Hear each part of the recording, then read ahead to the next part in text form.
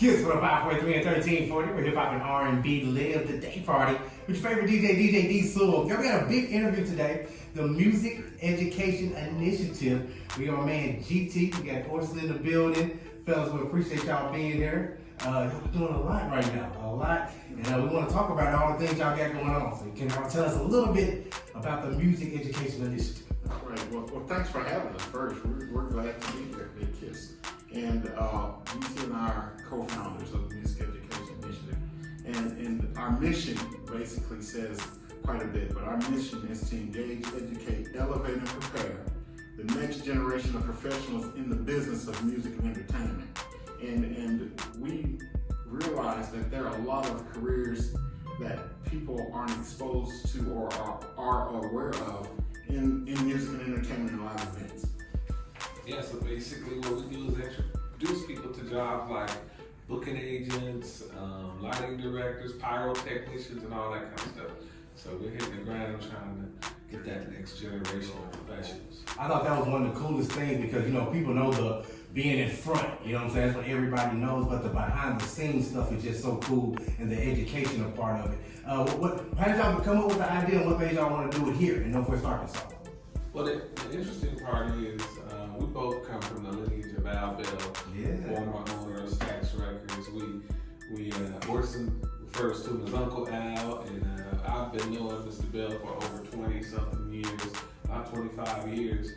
And so we've learned from some of the best. Okay. And so we responded about getting on the ground and looking at what people needed. So we saw the void after the pandemic happened and the loss of those people that were working in these careers, and we were like, hey man, we've got to do something about that. And we noticed that most of the people that were doing these careers were discovering them at like 35 and 40 years old. And so we were like, man, we had another mission initially, and this was kind of part of what we were doing, but we shifted it to the forefront after we realized the void and need to finally, expose a younger generation to these jobs. So we're beginning in like middle school, telling people about these jobs, but doing training at high school. I love it. So tell us a little bit about the education and technical training. Like, how does that work? So they reach out to y'all. So what happens next? So let's just say I first hear about the Music Education Initiative. So how do I get in contact? Great. Our website is musiceducationinitiative.org, and then we have our socials on Facebook and Instagram. Facebook, it's the Music Education Initiative, and then on Instagram, I think you just type in Music Education Initiative. You'll see us in there pop up. But what we were doing, we've had some incredible community partners from Georgia's that did our very first workshop last year, and we just finished the workshop last month. We've done 2 this year already, both at the Fayetteville Public Library, which were well attended by some incredible folks that are introduced to this, and some job seekers that are people that already have careers but are looking to make extra money, maybe on a weekend once they get some training of what we offer is what we call Stagehand 101 basics of getting into how to handle the road cases or the road boxes and how to wrap cables properly and some of the skills that's needed. And we talk about safety and some of those things. So we put out flyers on our website. We work with the venue that we're going to host or that will host our workshop. And we just push it out that way. People can go online and sign up on our website, or they can. We'll come out with some type of a flyer so they can see that. We just promote it that way, and it's been well attended here. That is super cool. And talking about it being well attended, let's talk about just being receptive out of the community. How's it been with the community being in Northwest Arkansas with a new idea, and how's that been going up here? Well, I think for the most part, the artist side and the venue side and those people that are benefiting from us educating these workers, of course they love it. Because now we're teaching people to walk in the door and know what stage left is, stage right is. So they love it.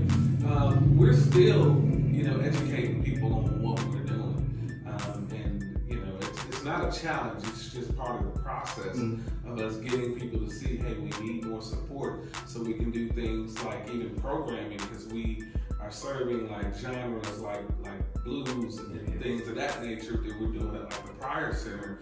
We have the Juke Joint project down there that we are bringing in blues acts and genres that people normally are listening to every day, and we're keeping that at the forefront.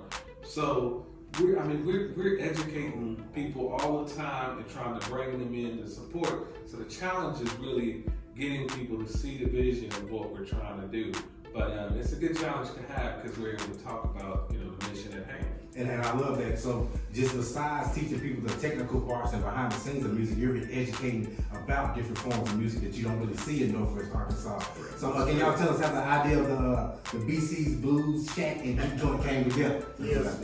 Well, again, that was something that came about from an event that was going to happen in Little Rock at the Clinton Presidential Center that didn't take place because it got shut down because of COVID. And so this exhibit was called Fusion, and it was the title that year in 2020 was the Heart and Soul of the Delta. And the H-E of heart and then the A-R-T of heart was capitalized. They're talking about the heart and the art and soul of the Delta, of what had come out of the Delta.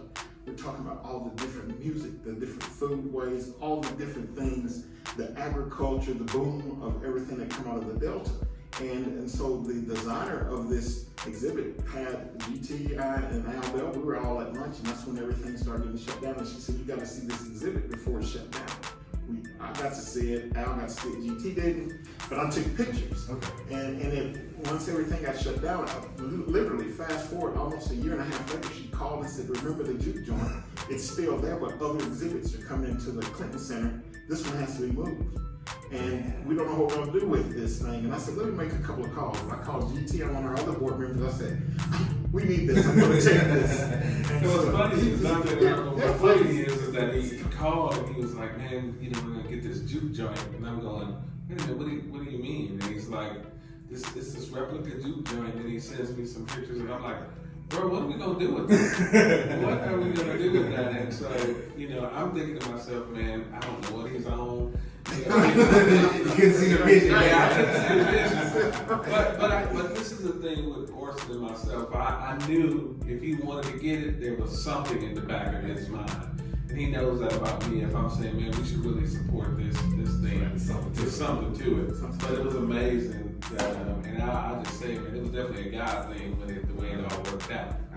Perfect timing. Oh, it's incredible. The Pryor Center, somebody that we know that has supported us, asked me if I thought about putting it in the Pryor Center. We had it in storage for a year. We kept it in storage and climate control so nothing would happen to it.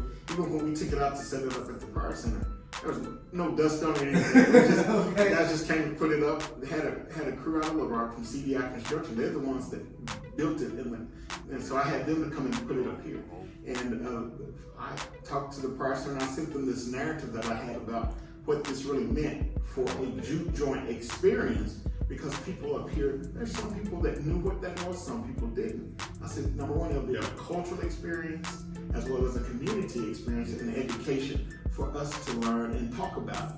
So within minutes, the Pryor Center said yes. and next month, I think GT said we're gonna have our first anniversary. It's still there. Last year we had from the first week of May to the end of December, we had over 7,000 people come to the Juke Joint. And we just had a wonderful event Friday where we collaborated with another group, and we've had some other things there. And we've had from blues, we have Bobby Rush.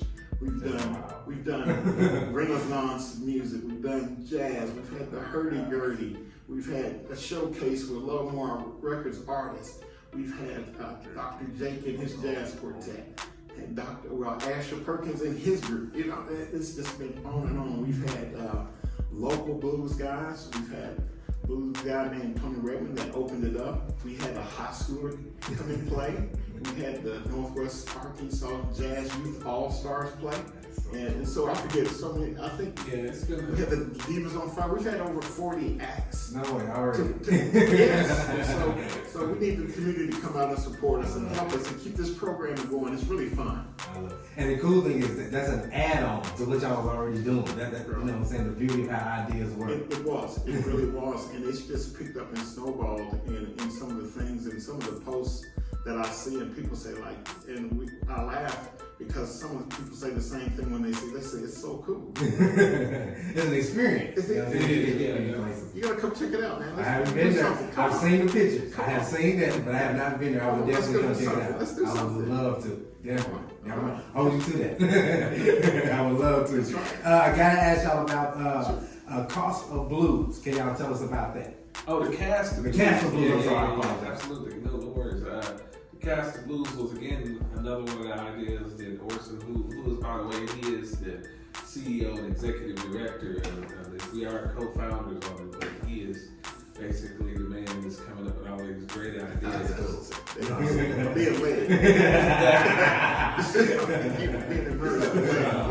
Well, the thing is, collectively, we are involved in so much in Northwest Arkansas. We'll get a chance to talk about that later.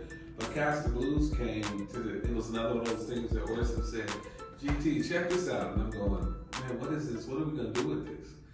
And he brought it to the table. And from there, man, I mean, it was such an incredible experience in Springdale. And you know what's interesting about the Cast, and I'll let him go into a little bit more detail how it came about and all those things. But what was interesting when we finally had the exhibit set up at the Medium, what is now the Medium, it was 214 in Springdale.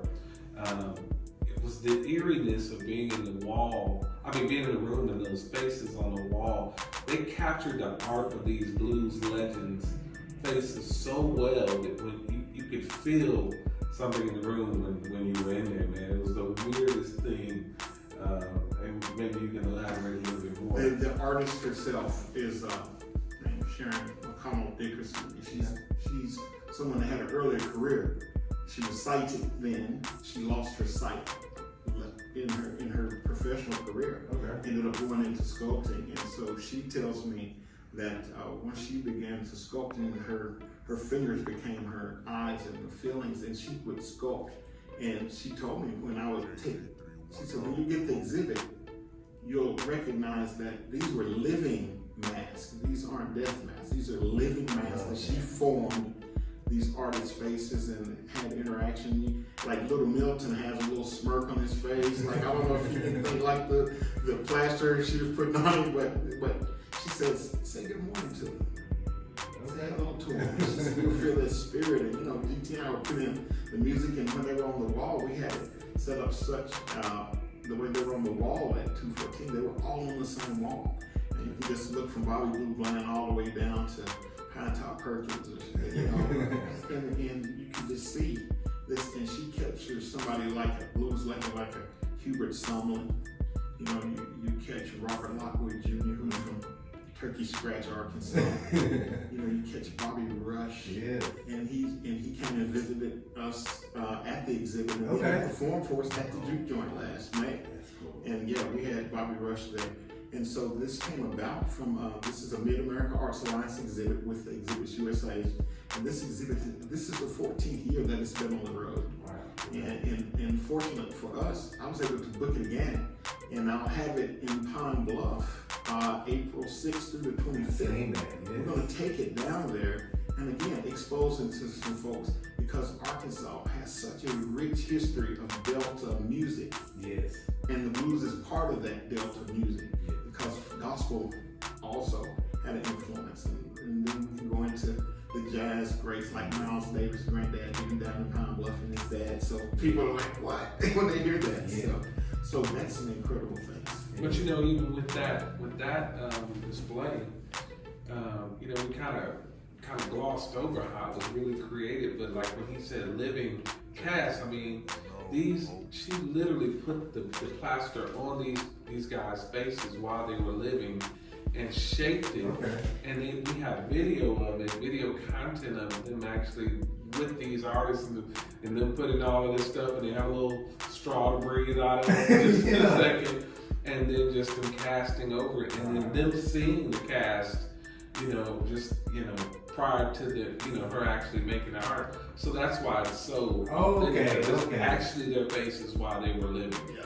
Okay, that is amazing. Like that just blew my mind right there. But they actually got a chance to see it, and she really made it as a living cast. Okay, that is cool. Yeah, so it's incredible. I mean, and then she encouraged, for you to touch them. So we put them at eye level, so you can walk through this thing and actually put your hand on like Coco Taylor's face, her face, Yeah, Bo Diddley, James Cotton. This is like 15 of them. Now, what she's done, I think she did over 60, and I think the originals are at the Delta State University in there. And if you go on their website, I think in one of their Delta Culture Center sections on their website, you'll see all these faces on the wall. It's incredible to see all 60. But this tour is 15 faces, along with 15 photographs that were done. Also, it's really a wonderful, fun exhibit. That is amazing. Thank you. Man, once again, we appreciate y'all being here. Please tell us about the events that's coming up. I know y'all have a bunch of stuff planned for this year. The year's still starting, basically. So what do y'all have planned for this year? Well, let's see. We've got some more workshop scheduling that we're going to do and introduce some special effects. We're going to have some more discussion with Fayetteville Public Library and the folks at the Center for Innovation over there. Just fantastic things that happen at the library here. They want to talk to us about some other continuing things that we do and work with. G.T and I are working on some other things we can't say. Oh. You can say that. Go ahead, drop it. So this is, and we haven't even announced this yet officially. Breaking news.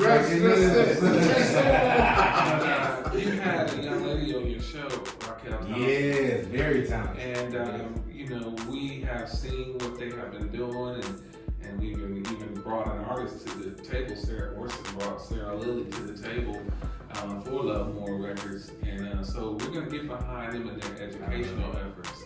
So we're going to be putting them with industry professionals and letting them learn the business, so that they can be the most effective, record label, coming out of Arkansas. So we're excited to announce that partnership.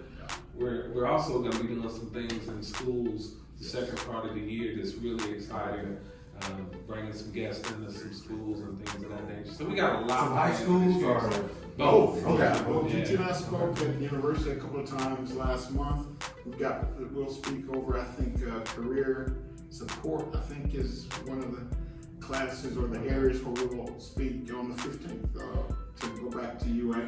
Then we'll go speak to junior high, middle school, high schools, colleges, and just keep talking about what's needed for this. And we're talking about some really good jobs where once they get their foot in the door, something else will come up. So we've had some great relationships. From Avive 3, we've had Ozark Production Services working with us. It's just been really good. Arlie over here at Georgia, they're just fantastic. Arlie's a really good guy. They are. But I think ultimately, it sounds like we're doing a whole lot, but it's really kind of leaning in on one thing, which is helping build the ecosystem here, the music ecosystem. And we're just kind of really touching spaces that a whole lot of people aren't really touching right now. So when we talk about the recorded music side, when we talk about the blues side, the historical, the educational side, we're just touching spaces and filling voids that aren't quite being touched a whole lot in the region right now. But it is all about a singular thing of helping build a music ecosystem, helping workforce development, and then just overall just kind of lifting the whole area up while it's primed for this type of thing. It is. Yeah. It's jumping here. It's hot. There's so many concerts that's coming, and it is cool. It's one thing you just said. Orson talking about how once you get into the industry, one thing leads to another, and this is how this thing works. You know what I'm saying? You think you may stick with one thing, but you get here and you just see so many opportunities open up, and that's what's cool. Y'all lead people to those opportunities. That's what I love that y'all are doing. Well, thank you. I tell people that we share our experience, our expertise, and relationships to make that happen, and we use music, entertainment, live events for workforce development and economic development. That's what we do based on what we're able to do. We can't do everything for everybody, but with what we do know, we think that we can make some things happen in a positive way. Y'all are doing it. Y'all are doing it. G.T. Orson, we appreciate y'all coming here. Anything else the community needs to know about the Music Education Initiative before we get out of here? support us. Please go to our website, support us. I see we can donate. We can Please donate. donate, yes, and help us bring some of this, continue to bring some of this incredible programming and bring other things in that people aren't aware of. We'll create programs around some things, some other things that we're talking about doing. We'll keep you up on it, man. And you know, we're gonna say go Hogs before I go. Yeah, I'm a big Hog fan.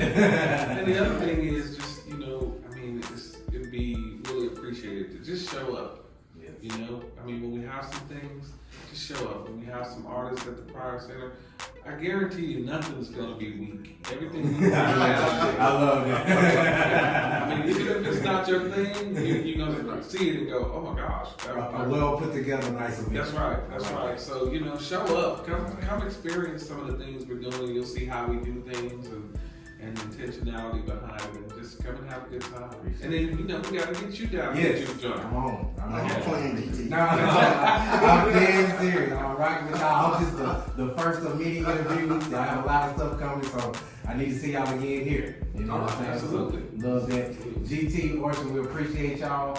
I'm a supporter. I will be at the next event. I'm telling you that now. I'm putting it out there for everybody. Y'all make sure to stick around. Y'all support the Music Education Initiative. Y'all, this is KISS 105.3, 1340.